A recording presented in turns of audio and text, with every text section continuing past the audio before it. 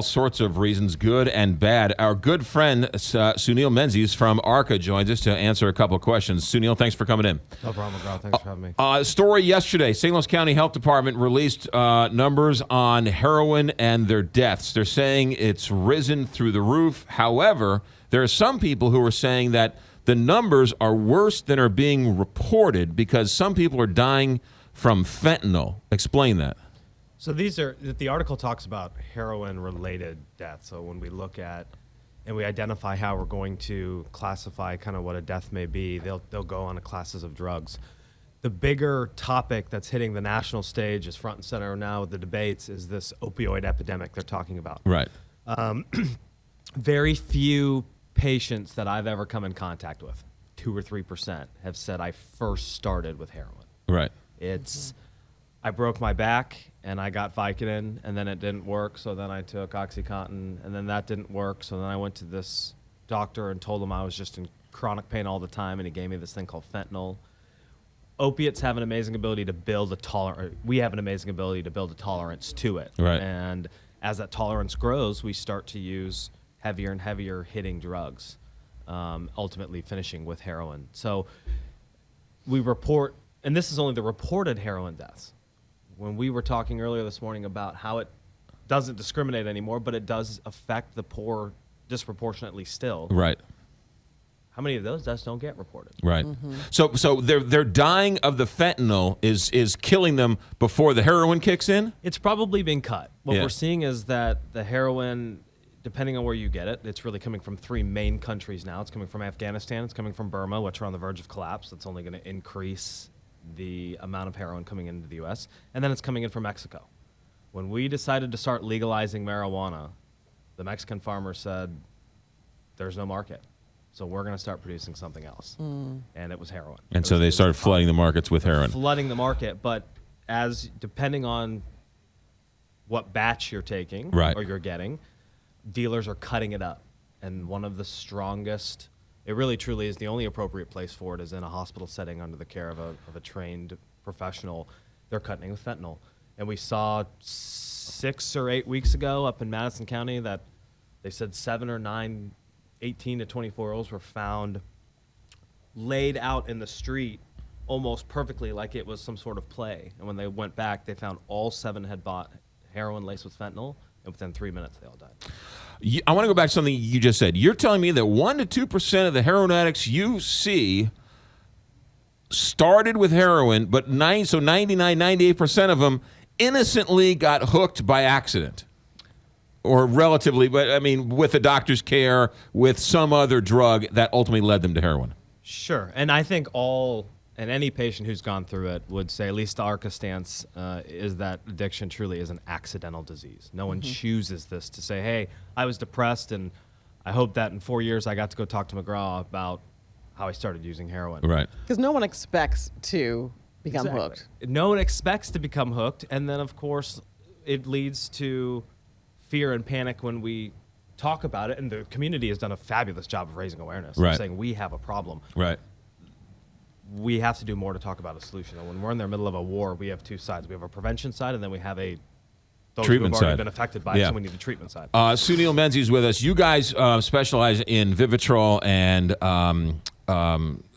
what's the other one? What's Vivitrol is the Injectable version. Naltrexone is the oral version. Naltrexone, right. Vivitrol lasts 30 days. Naltrexone lasts a day.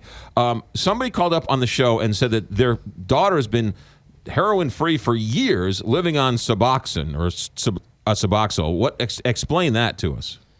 So when we talk about treatment and the ability of what science now is saying is truly a treatable brain disease, the chemistry of the brain truly shatters when especially a young person begins to use classes of drugs like opiates, pain pills, fentanyl, heroin, whatever it may be. And part of the process in terms of getting the patient to this long-term non-addictive anti-craving medication, Vivitrol, which we've talked so much about, Right. is being able to get them through the initial detox withdrawal phase. So when patients say, I went 6, 8, 10, 12 hours without using, the withdrawal symptoms, they're the flu times 10. Right. They're intense flu-like symptoms. And all they wanted to do was stop. And as any human, we do things for two reasons: to feel pleasure, and if we're truly healthy, to feel happiness, and to mitigate the stress and discomfort that we feel. That's why we go to who we go to and we do the things we do. So for the patient, the drug becomes their best friend. It is the only thing that provides me relief. In order to provide that relief, we have to use essentially a short-term substitution to allow the brain to be, for lack of better words, tricked into thinking, oh, I'm getting my fix and I'm tapering myself down. Right. The old school medication was methadone. In 2013, the numbers came out. Methadone killed more people in the U.S. than any other drug. Because methadone is addictive as well. Highly addictive. It is nothing short of a substitution for an opiate. Suboxone is It's addictive? more of a synthetic. It's a much.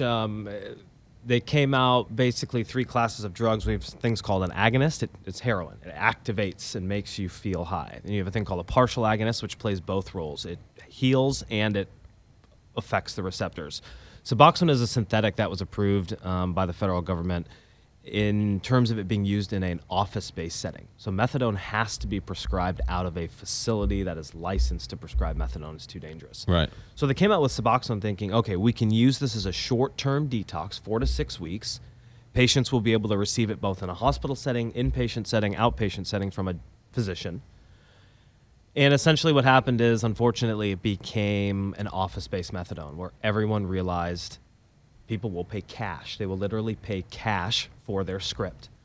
So the message went away from 4 to 6 weeks to, oh, your brain can't heal. You need to be on a substitution for the rest of your life. Gotcha. Lots more to get to. You guys have dedicated yourselves, you and your family dedicated yourselves to this, and you guys saw a need for a foundation, a charitable arm of ARCA. Talk about that for a moment. Yeah, so in 3 years ago, we had the fortune, of being one of a good family friend now, but a former patient and their family came to us and said, we want to give back. Our son struggled for years and years and years with intense heroin addiction. We talked about not discriminating. Father was the vice president of Energizer's International Marketing Division. They came back saying thankfully we had the resources to spend over $200,000 to find a place to get our son well. Right. They came to us and said, we want to give back. At that point, my father and I had said, we want to start a foundation. The biggest challenge to recovery, to mental health, to medicine these days continues to be funding. We thought the new Healthcare Act would take care of things, and now you have patients coming in who have benefits and they have a plan, but it's a $10,000 deductible to get help. Or as we talked about, it puts people in financial ruin. Right. And so the foundation, Archway Institute for Mental Health and Addictive Disorders, truly an organization dedicated to three things. One, serving our vets. We have a bigger problem than we know what to do with on the mental health side with all of our vets returning. Two, truly a center of excellence and knowledge. We talk a lot about the problem. We need to be able to provide solutions quickly and effectively, linking people up with treatment resources. And three, truly our biggest mission to fund the disease, to fund education, research, and treatment for those who suffer. I'm short on time, Sunil. You've got an event next Friday. Next Friday night, MAC, 6 p.m. A lot of community leaders. McGraw, we appreciate that you will be with us I'll emceeing. be hosting it, you betcha. And anyone in the community who is affected, is interested in learning more, we would love to have you there. 6 p.m. Friday night, MAC. Where do we get tickets? If you will go to the archwayinstitute.org or feel free that evening, we will be having extra seats. You betcha. And you can call ARCA for more information. Also go to the website, arcamidwest.com. You got it. Sunil Menzies, thank you very much. Good luck. Good to have you here. Thanks, McGraw. You got Appreciate it. it.